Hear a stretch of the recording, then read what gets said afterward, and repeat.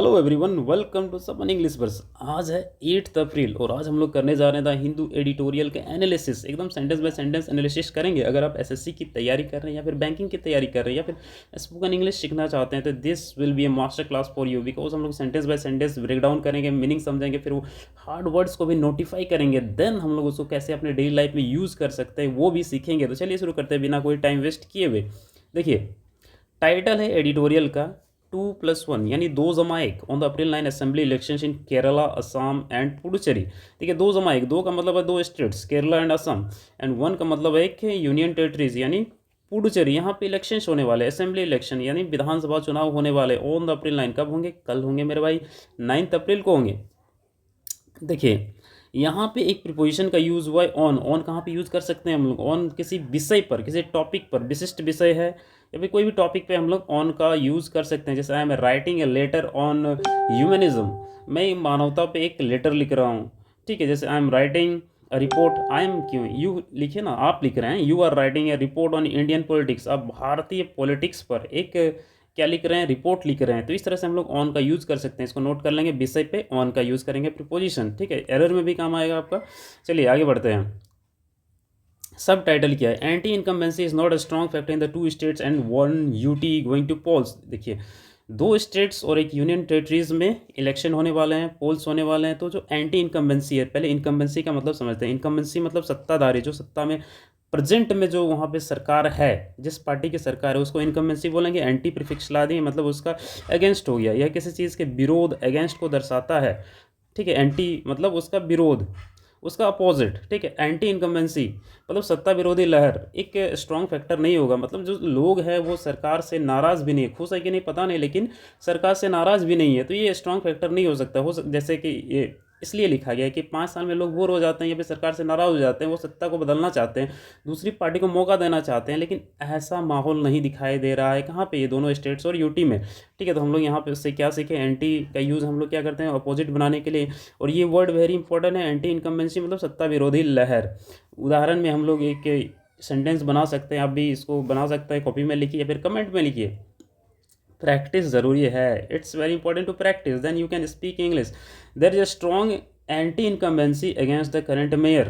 ठीक है, तो वर्तमान में जो मेयर है उसके खिलाफ मजबूत सत्ता विरोधी लहर है। ठीक है, तो एंटी इनकम्बेंसी किसके खिलाफ है?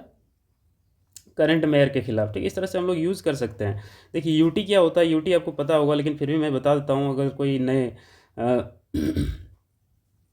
नए दर्शक यानी कोई नए लोग देख रहे हैं तो मैं उनको बता दूं, केंद्र शासित प्रदेश का अर्थ ऐसा क्षेत्र जिसे सीधे केंद्र, जो सीधे केंद्र सरकार द्वारा शासित होता है, मतलब जिसे सेंटर ही उसको शासन करती है, ऐसे प्रदेश को हम लोग क्या बोलते हैं? यूटी बोलते हैं। ठीक है। हालांकि पुडुचेरी की अपनी विधानसभा है, लेकिन पुडुचेरी में क्या है? अपना विधान सभा है। चलिए next sentence. Public campaigning for the April 9 assembly election in Kerala, Assam and Puducherry concluded on Tuesday. देखिए, मंगलवार को क्या होगा? जो पब्लिक कंपेनिंग था, जो प्रचार था, चुनाव प्रचार था, वो अप्रैल 9 के इलेक्शंस के लिए चुनाव प्रचार हो रहे थे केरला, असम और पुडुचेरी में। ये कंक्लूड कर गया मतलब समाप्त हो गया, चुनाव प्रचार खत्म हो गया। देखिए, कंक्लूड मतलब क्या होता है? समाप्त, संपन्न होना, कंक्लूड करना। ठीक है, कंक्लूडेड, ये देखिए यहाँ पे कौन सा टेंस का यूज हुआ है? सिंपल पास्ट का यूज हुआ है, कंक्लूडेड ऑन ट्यूसडे। अब देखिए, सिंपल पास्ट का स्ट्रक्चर क्या होता है? Subject plus V2 plus object होता है ना, तो यहाँ पे V2 का यूज़ किया गया। चलिए उदाहरण के लिए हम लोग क्या यूज़ कर सकते हैं अपने डेली लाइफ में? The meeting concluded at 5 PM। जो मीटिंग है वो समाप्त कब हुई? 5 बजे समाप्त हुई। The meeting concluded, the marriage ceremony concluded. इस तरह से हम लोग इस्तेमाल कर सकते हैं। आप प्रयास तो करिए, English is very easy to speak, it's now a global language, so it's very important for you to speak English now. Again next part में बोला जा रहा है कि and voting will take place in single phase across all the 3 regions, 126 seats in Assam, 114 Kerala and 13 Puducherry. देखिए, और जो voting होगा, मतदान होगा, सिंगल फेज में होगा, मतलब एक ही दिन होगा, अक्रॉस ऑल द 3 रीजन्स, तीनों क्षेत्र में। असम में 126 सीट है, केरला में 140 सीट है और पुडुचेरी में 30 सीट है। तो ये सीटें आप याद रख लीजिए। ठीक है, ये स्टैटिक के लिए काम आएगा। असम में कितनी सीटें हैं? 126 सीटें हैं, केरला में 140 सीटें हैं, पुडुचेरी में 30 सीटें हैं। देखिए, यहाँ पे फ्यूचर टेंस का यूज़ किया गया, विल टेक प्लेस। ठीक है, विल टेक प्लेस मतलब जिसका अर्थ होगा, आयोजित किया जाएगा, समझ रहे हैं। विल टेक प्लेस मतलब फ्यूचर में कोई चीज़ आयोजन होने वाला है, तो इसका हम लोग कैसे यूज़ करेंगे, the event will take place tomorrow, यह कार्यक्रम कल आयोजित होगा। The cricket match will take place on next Sunday, अगले संडे में क्रिकेट मैच का आयोजन होगा। इस तरह से हम लोग अपने डेली लाइफ में यूज़ कर सकते हैं। चलिए आगे बढ़ते हैं, ठीक है। The result will be declared on May 4, जो परिणाम है May 4 को घोषित किए जाएंगे। नतीजे कब आएंगे, May 4 को। डिक्लेयर्ड मतलब घोषित किया जाएगा। सिनोनिम्स क्या होगा, अनाउंस्ड, प्रोक्लेम्ड। एंटोनिम्स इसका क्या हो जाएगा, कंसील्ड या फिर हिडन। देखिए ये कौन सा टेंस है बताइए, the results will be declared, ये है आपका फ्यूचर इंडेफिनिट का पैसिव है, ठीक है। फ्यूचर इंडेफिनिट का पैसिव है, will be declared on May 4। इसका भी हम लोग यूज़ कर सकते हैं किस तरह से, स्पोकन इंग्लिश में, your exams results will be declared on next week, तुम्हारे परीक्षा के नतीजे अगले सप्ताह घोषित किए जाएंगे। विल बी डिक्लेयर्ड, ठीक है। Will be given, will be bitten, कुछ भी आप कोई भी वर्ब लगा के इसको यूज़ कर सकते हो, मतलब फ्यूचर में वो चीज़ होने वाला है। चलिए नेक्स्ट आगे बढ़ते हैं।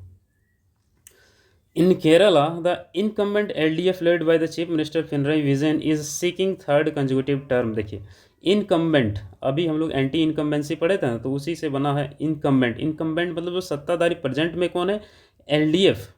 एलडीएफ पार्टी अभी वहाँ पे शासन कर रही है, ठीक है, सत्ता में है। Led by chief minister Pinarayi Vijayan, जिसके मुख्यमंत्री कौन है, पिनरई विजयन, वो इस पार्टी को लीड कर रहे हैं। लीड से बना लेड, लीड मतलब नेतृत्व करना, V2 हो जाएगा लेड, ठीक है। सीकिंग ए थर्ड कंसेक्यूटिव टर्म, कहने का मतलब है कि ये चाह रहे हैं कि तीसरी बार भी जीते, लगातार तीसरी बार, 2 बार वो जीत चुके हैं, ठीक है। इनकम्बेंट मतलब क्या होता है, सत्ताधारी, पदाधारी। Current, office holder. कंसेक्यूटिव मतलब लगातार, इसको नोट करेंगे, ठीक है। प्रेजेंट कंटिन्यूअस का यूज़ हुआ है, is seeking, is plus V4, ठीक है। प्रेजेंट कंटिन्यूअस का यूज़ हुआ है, बहुत सिंपल है, आप भी कर सकते हैं। बोलचाल में हम किस तरह से इसको यूज़ कर सकते हैं, देखिए, she won the award for the third consecutive year, उसने अवार्ड जीता लगातार 3 साल। कंसेक्यूटिव मतलब लगातार, कंटिन्यूअस अनवरत, जो चलता आ रहा है, ठीक है, उसको कंसेक्यूटिव बोलेंगे। चलिए नेक्स्ट आगे बढ़ते हैं। देखिए थोड़ा सा पार्टियों के बारे में जान लेते हैं जो केरल में इलेक्शंस हो रहे हैं। तो एक पार्टी है LDF, मतलब लेफ्ट डेमोक्रेटिक फ्रंट, ये इनकम्बेंट है, मतलब ये अभी सत्ता में है। और इसको लीड कौन कर रहा है, CPI, communist party of India, वो इसको लीड कर रहा है, ठीक है। UDF, यूनाइटेड डेमोक्रेटिक फ्रंट, ये मुख्य विपक्षी गठबंधन है, कांग्रेस द्वारा नेतृत्व। इसका लीड कौन कर रहा है, इसको UDF को कांग्रेस कर रही है। देखिए केरल का इतिहास ये रहा है कि हर 5 साल में कभी LDF, कभी UDF, फिर LDF, फिर UDF, इस तरह से पेंडुलम की तरह झूलते रही है सरकार। लेकिन इस बार क्या हुआ है, LDF लगातार 2 बार जीत चुकी है और तीसरे बार जीतने की कोशिश कर रही है, ठीक है। No alliance has achieved such a feat in the state but the LDF mounted an audacious campaign premised on a claim that there is no alternative to the LDF। देखिए ये जो गठबंधन है, कौन सा गठबंधन, LDF, ठीक है। No alliances has achieved such a feat, इस तरह की उपलब्धि किसी भी गठबंधन ने प्राप्त नहीं की है, हासिल नहीं की है। लेकिन LDF ने इस दावे पर आधारित एक साहसिक अभियान चलाया है। साहसिक अभियान, देखिए ऑडेसियस कैंपेन मतलब साहसिक अभियान चलाया है कि LDF का कोई विकल्प नहीं। यहाँ पर टीना फैक्टर है, टीना फैक्टर मतलब देयर इज़ नो अल्टरनेटिव, मतलब मेरा कोई विकल्प ही नहीं भाई, हमें को चुनना ही पड़ेगा, ऐसा मानना है किसका, LDF का। देखिए यहाँ पे कौन कौन से वर्ड हम लोग सीख सकते हैं। फीट, फीट मतलब उपलब्धि होता है, ठीक है। ऑडेशियस मतलब होता है साहसिक या निडर, इसका सिनोनिम्स हो जाएगा बोल्ड, डेयरिंग, टिमिड। प्रीमाइज्ड मतलब होता है आधारित। बेस्ड ऑन, बेस्ड ऑन क्या है कि there is no alternative to the LDF, TINA factor है। LDF कह रही है, मतलब पिनरई विजयन कह रहे हैं कि मेरा कोई और विकल्प है नहीं, हमें ही चुनना पड़ेगा आपको। यहाँ पे देखिए प्रेजेंट परफेक्ट टेंस का यूज़ हुआ है, has plus V3, has achieved, has plus V three present perfect tense है, तो प्रेजेंट परफेक्ट टेंस का हम लोग किस तरह से यूज़ कर सकते हैं।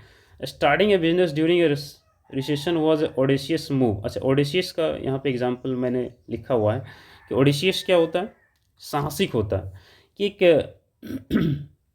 बिजनेस का शुरुआत करना कब, रिसेशन के टाइम पे। रिसेशन क्या होता है, जब मंदी चलती है, मार्केट में मंदी रहती है, तब हम लोग कोई बिजनेस का स्टार्टिंग करते हैं, तो ये क्या है, वॉज एन ऑडेशियस मूव। इस तरह का जो मूव है, इस तरह का जो स्टेप है, ये क्या एक तरह से साहसिक कार्य है। चलिए आगे बढ़ते हैं। हाँ, मैंने कहा था ना, देयर इज़ नो अल्टरनेटिव, मतलब टीना फैक्टर है, उसका कोई विकल्प ही नहीं है।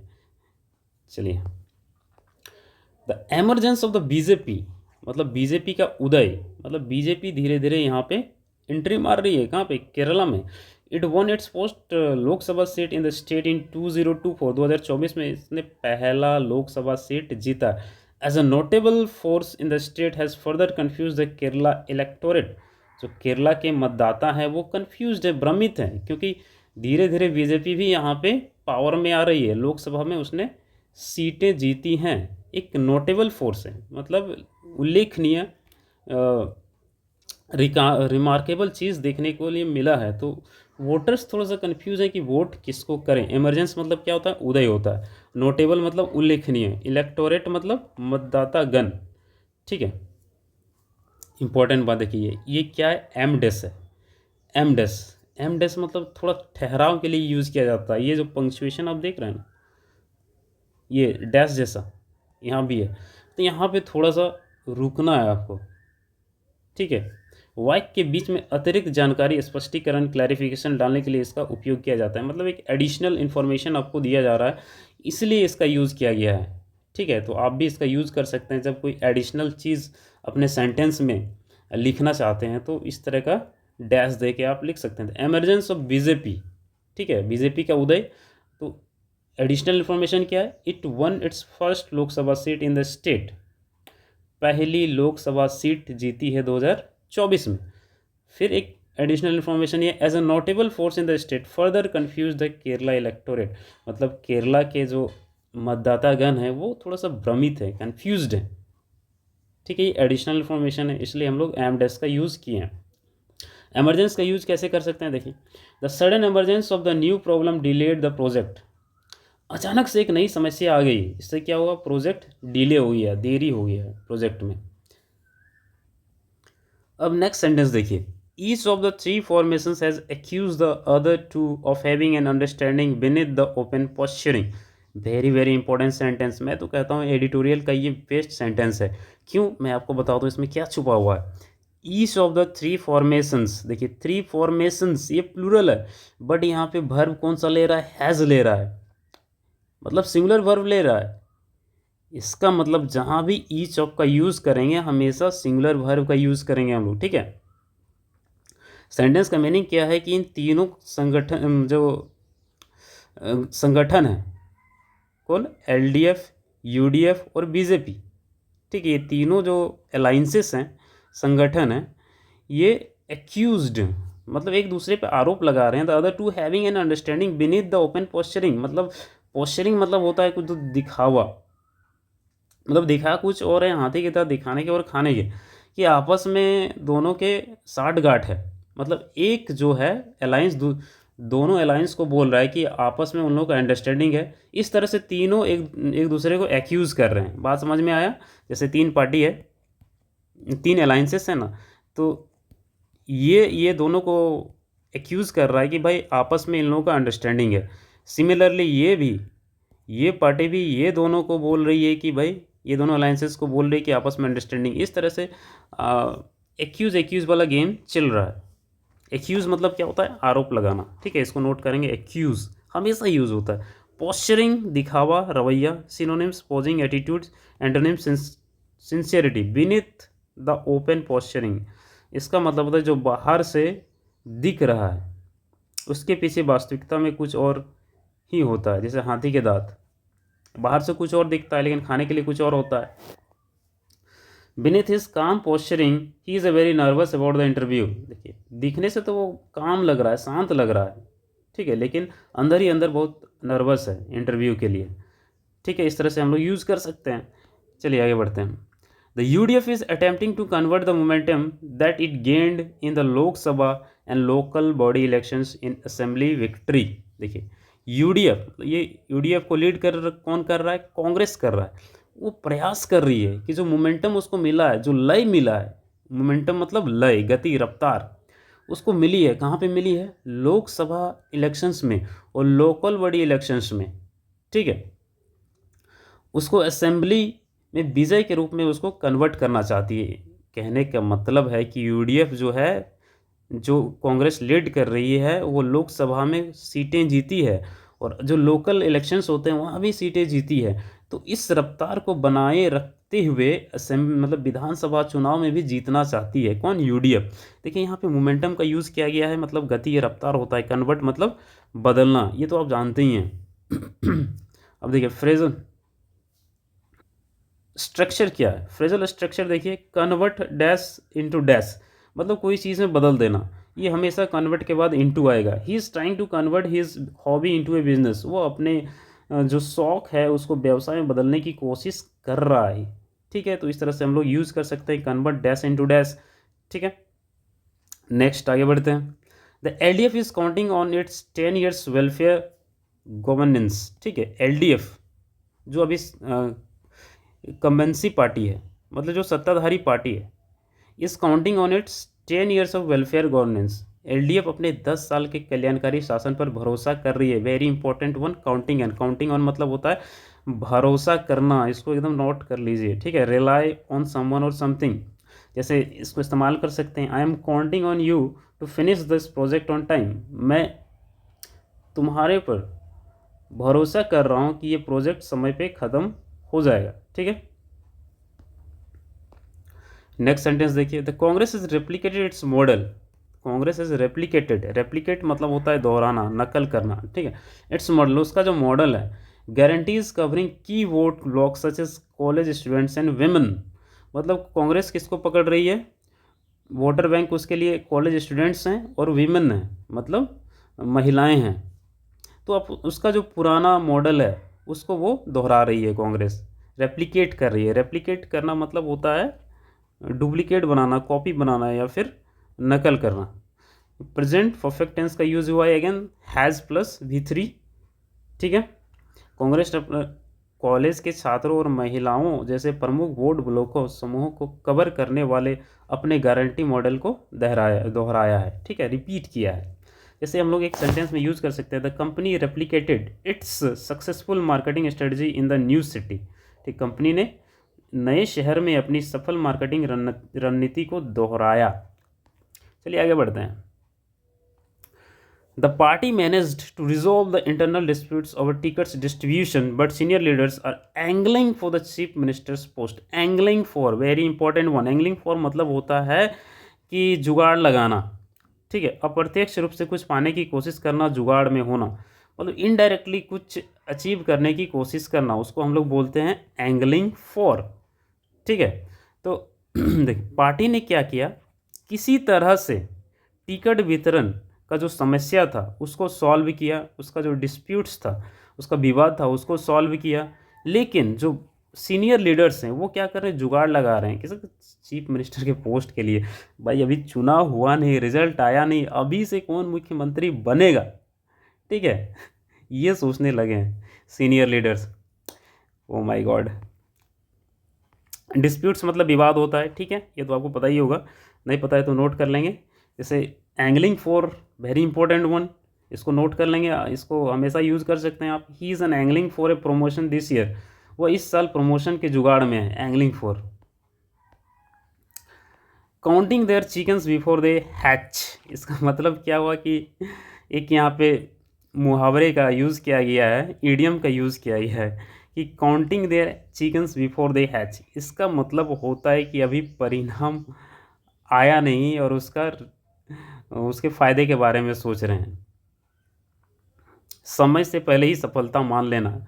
सूत न कपास जुलाहे में लट्ठम लट, ख्याली पुलाव पकाना। ठीक है, ये मस्त है। सूत न कपास जुलाहे से लट्ठम लट, ख्याली पुलाव पकाना, मतलब अभी बच्चे निकले नहीं हैं, अंडे फूटे नहीं हैं और हम लोग मुर्गा मुर्गी का कीमत कैलकुलेट करने लगे हैं कि इतना मुर्गा होगा तो इतना पैसा होगा। तो इन सच ए वे इसको यूज़ किया गया है, इसको भी आप नोट कर सकते हैं, counting their chickens before they hatch. देखिए इसको इस्तेमाल कैसे करेंगे, don't buy a new car until you actually get the job, और don't count your chickens before they hatch. अब हम सोच रहे हैं कि जॉब हमको तो मिल ही जाएगा, ठीक है, और मैंने एक लोन में एक कार खरीद लिया लोन लेकर, अब जॉब नहीं मिला है, सैलरी नहीं आ रही है, तो ये एक बेवकूफ़ी वाला काम है ना, जब जॉब होगा तब देखा जाएगा, ठीक है। तो don't count your chickens before they hatch, इसका मतलब ख्याली पुलाव बनाना, ठीक है, इसको भी नोट कर सकते हैं। The CPIM had to contend with at least 4 of its senior leaders leaving the party and contesting as UDF candidates. देखिए हुआ क्या यहाँ पे, जो CPIM अलाइंसेस है इसको इलेक्शन लड़ना पड़ रहा है, had to at least 4 of its senior leaders. क्यों, कैसे लड़ना पड़ रहा है कि कम से कम इसके 4 वरिष्ठ जो नेता हैं वो पार्टी छोड़ चुके हैं, leaving the party and contesting as UDF candidates, और वो UDF ज्वाइन कर चुके हैं, मतलब LDF से UDF में 4 नेता चले गए हैं, और इस तरह से उनको कॉन्टेस्ट करना पड़ रहा है, कॉन्टेंड करना पड़ रहा है। मतलब कॉन्टेंड मतलब होता है चुनाव लड़ना पड़ रहा है, मतलब कोई चीज़ सामना करना पड़ रहा है, ठीक है, कठिन परिस्थिति या समस्या का निपटना, सामना करना, कॉन्टेंड विथ, ठीक है। तो इसका इस्तेमाल हम लोग कर सकते हैं। As a working mother she has to contend with many daily challenges, क्योंकि एक कामकाजी माँ है तो उसे कई दैनिक चुनौतियों का सामना करना पड़ता है। कॉन्टेस्टिंग मतलब क्या होता है, चुनाव लड़ना, मुकाबला करना, सिनोनिम्स कंपीटिंग, फाइटिंग। अब नेक्स्ट पैरा में आते हैं। देखिए in Assam the campaign has been dominated by chief minister Himanta Biswa Sarma who is seeking a second term and third for the BJP led NDA। Assam की बात करते हैं। असम में क्या हो रहा है कि वहाँ के चीफ मिनिस्टर हैं हिमंता बिस्वा शर्मा, वो चाह रहे हैं कि दूसरी बार भी वो जीतें और BJP तीसरी बार जीते, ठीक है। यहाँ पे जो हार्ड वर्ड्स है उसको देखते हैं हम लोग। डोमिनेट करना मतलब क्या होता है, कंट्रोल करना, ठीक है, हावी होना, दबदबा होना। सीकिंग मतलब मांगना, तलाशना। I am seeking for a job, मैं एक जॉब की तलाश कर रहा हूँ, ठीक है। आई am seeking for a new opportunities, मैं नए अवसर तलाश कर रहा हूँ, ठीक है। डोमिनेट को किस तरह से यूज़ कर सकते हैं, ही डोमिनेटेड द मीटिंग यस्टरडे, कल मीटिंग में उसका दबदबा रहा। ही डोमिनेटेड द मैच, उसने मैच पे अपना दबदबा बनाया रखा। इस तरह से हम लोग यूज़ कर सकते हैं। चलिए आगे बढ़ते हैं। He has formulated a strident version of anti-Muslim rhetoric, Hindutva and indigenous identity politics and welfare schemes, particularly the Arunodaya direct benefit transfer to the around 40 lakh women। देखिए ही किसके लिए आया, हिमंता बिस्वा शर्मा। उसने क्या किया है, उसने मुस्लिम विरोधी बयानबाजी, एंटी मुस्लिम रेटोरिक, ये वर्ड कल भी आया था। रेटोरिक मतलब होता है भड़काऊ भाषण देना, बयानबाजी करना, वाक्पटुता मतलब अपने विचारों से, अपने शब्दों से प्रभावित करना। मुस्लिम विरोधी बयानबाजी, हिंदुत्व और स्वदेशी पहचान, इंडिजिनस मतलब क्या होता है, स्वदेशी पहचान, आइडेंटिटी की राजनीति और कल्याणकारी योजना। साथ ही साथ उसने क्या किया है, वेलफेयर स्कीम्स, कल्याणकारी योजनाएं चलाया है, पर्टिकुलरली द अरुणोदय, ठीक है, खास करके अरुणोदय। ये ऐसी योजना है जिसमें 40 लाख महिलाओं को डायरेक्ट बेनिफिट ट्रांसफ़र दिया गया है, ठीक है। कई मुखर कठोर संस्करण तैयार किया है। देखिए ये फॉर्मुलेटेड मतलब तैयार किया, स्टाइडेंट मतलब क्या होता है, कठोर संस्करण। इस तरह से हिमंत बिस्वा शर्मा ने एक कठोर वर्जन तैयार किया है, किसका, एंटी मुस्लिम का, रेटोरिक का, हिंदुत्व का, स्वदेशी का और वेलफेयर स्कीम्स का, ठीक है, जिससे 40 लाख महिलाएं लाभान्वित हुई हैं। चलिए इसके वर्ड्स देख लेते हैं। फॉर्मुलेटेड मतलब क्या होता है, फॉर्म्यूलेटेड मतलब तैयार किया, सूत्रबद्ध किया। स्टाइडेंट मतलब क्या होता है, कठोर, तीक्ष्ण, कानों को चुभने वाला, स्टाइडेंट। रेटोरिक कल भी आया था, बयानबाजी, वाक्पटुता।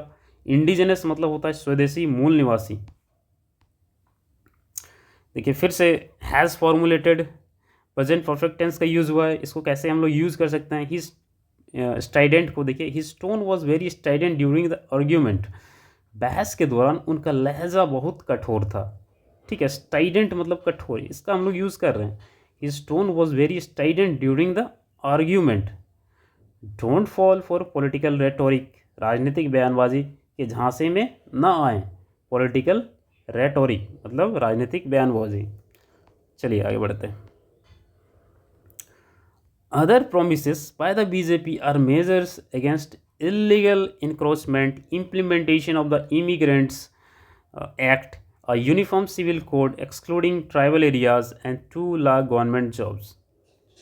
देखिए, भाजपा द्वारा किए गए अन्य वादे, ठीक है, अदर प्रोमिसेस, अन्य वादे क्या हैं कि अवैध अतिक्रमण के खिलाफ उपाय, जो अवैध अतिक्रमण हो रहा है मतलब अवैध रूप से जो लोग घुस रहे हैं आसाम में, उनके खिलाफ उपाय लगाया जाएगा।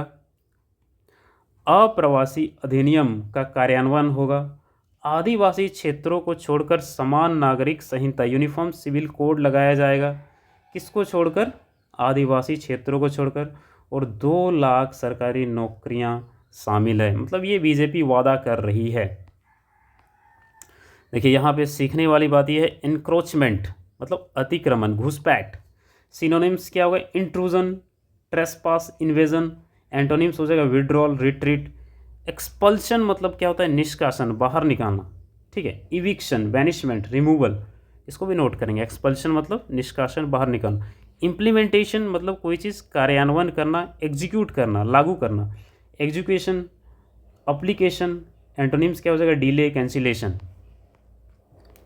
ठीक है, आगे बढ़ते हैं। The campaign concluded with the Congress responding in a kind to mister Sarma's highly personalised campaign against Congress campaign leader Gaurav Gogoi. देखिए यहाँ पे अब क्या हो रहा है? पर्सनल अटैक हो रहा है।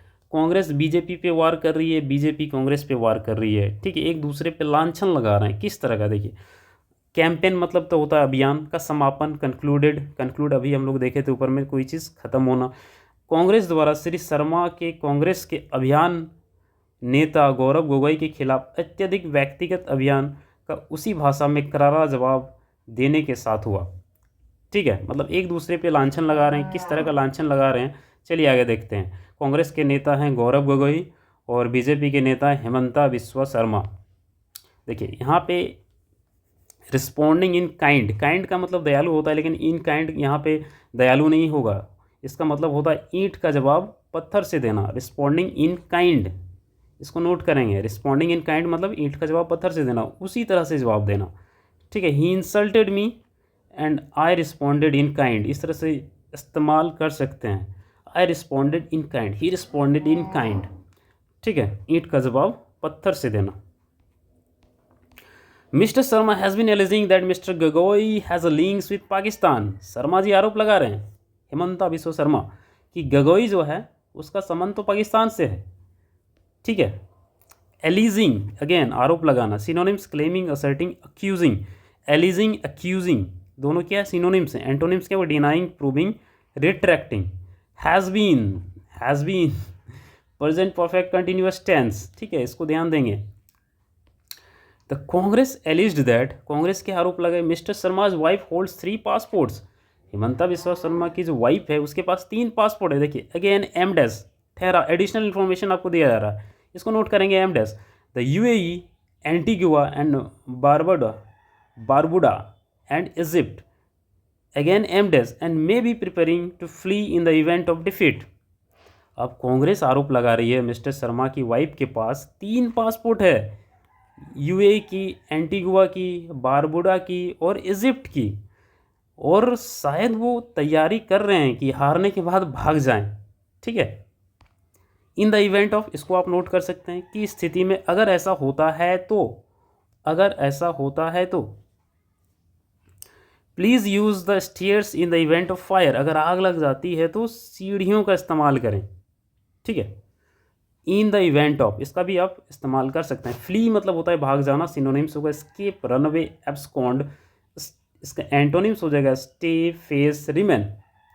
मे बी प्रिपेयरिंग, ये मॉडल वर्ब है। ठीक है, A six-party alliance led by the Congress is fighting on an uneven battlefield in Assam. Congress के नेतृत्व वाला छह दलों का गठबंधन, सिक्स पार्टी अलायंस है, मतलब 6 राजनीतिक पार्टी गठबंधन बनाई है कांग्रेस के साथ, असम में एक असमान युद्ध के मैदान में प्रतिकूल परिस्थितियों में लड़ रहा है। मतलब अनइवन बैटलफील्ड मतलब क्या होता है? प्रतिकूल परिस्थिति, जो फेवर में नहीं रहते हैं परिस्थिति, तो उसको बोलते हैं अनइवन बैटलफील्ड। गैर बराबरी मतलब असमान युद्ध का मैदान। चलिए आगे बढ़ते हैं। अलायंस मतलब तो होता है गठबंधन, कोएलिशन भी बोलते हैं। इसका एंटोनिम्स हो जाएगा राइवलरी।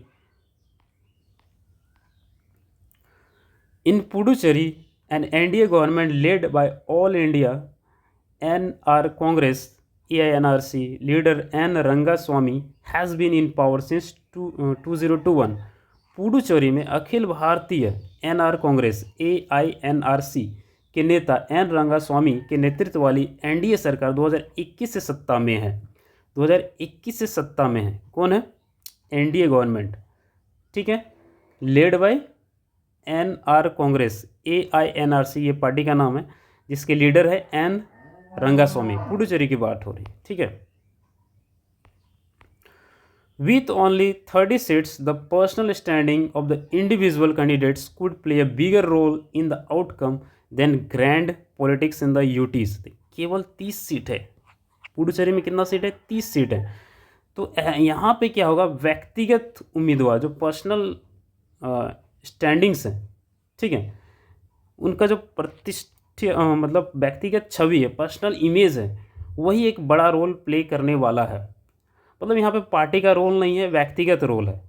वो जो पर्सन खड़ा हुआ है उस पर डिपेंड करता है कि कौन जीतेगा। यही सेंस है इस सेंटेंस का, ठीक है। एक बड़ी भूमिका निभा सकती है। कौन बड़ी भूमिका निभा सकती है? Personal standing of the individual candidates. समझ रहे हैं? जो इंडिविजुअल कैंडिडेट्स खड़े हुए हैं उनका जो छवि है, इमेज है, ये एक बड़ा रोल प्ले करने वाला है, जो कि result in the outcome then grand politics in the UT. जो आउटकम आने वाला है वो किसी विशेष पार्टी पे डिपेंड नहीं करेगा, वो डिपेंड करेगा किसके? जो पर्सन खड़ा हुआ है उसके इमेज पर, ठीक है। पर्सनल स्टैंडिंग मतलब क्या होता है? समाज में रुतबा। ग्रैंड पॉलिटिक्स मतलब नेशनल लेवल इश्यूज। चलिए आगे बढ़ते हैं। इस तरह से आज का एडिटोरियल ख़त्म होता है। और देखिए फाइनली हम लोग एडिटोरियल कंप्लीट कर लिए हैं। कुछ वर्ड्स को देख लेते हैं। आउटकम मतलब होता है परिणाम, नतीजा, रिजल्ट, कंसिक्वेंस। एंटोनिम्स इसका कॉज हो जाएगा, ओरिजिन हो जाएगा। पर्सनल स्टैंडिंग मतलब समाज में रुतबा। ग्रैंड पॉलिटिक्स नेशनल लेवल के जो इश्यूज़ हैं उसको हम लोग ग्रैंड पॉलिटिक्स बोलते हैं, ठीक है। पुडुचेरी का माहौल बिल्कुल डिफरेंट है। यहाँ पे जो उम्मीदवार है वही मेन फोकस रहेगा, कोई पार्टी विशेष यहाँ पे फाइटिंग नहीं होगा, ठीक है। ये कंपैरिजन है। Could play bigger role than compares to factors. देखिए यहाँ पे कंपैरिजन के लिए ये इस टाइप का सेंटेंस का फॉर्मेशन हम लोग करते हैं। कुड प्ले बिगर रोल, फिर देन। देखिए his personal standing in the company helped him get promotion. Personal standing का यूज़ हम लोग किए हैं यहाँ पे। कंपनी में उनकी व्यक्तिगत प्रतिष्ठा ने उन्हें पदोन्नति दिलाने में मदद की। What was the outcome of the meeting. Outcome मतलब क्या होता है? रिजल्ट होता है। इसको एकदम रट लें। Okay, thank you. फिर मिलते हैं कल, तब तक के लिए बाय बाय।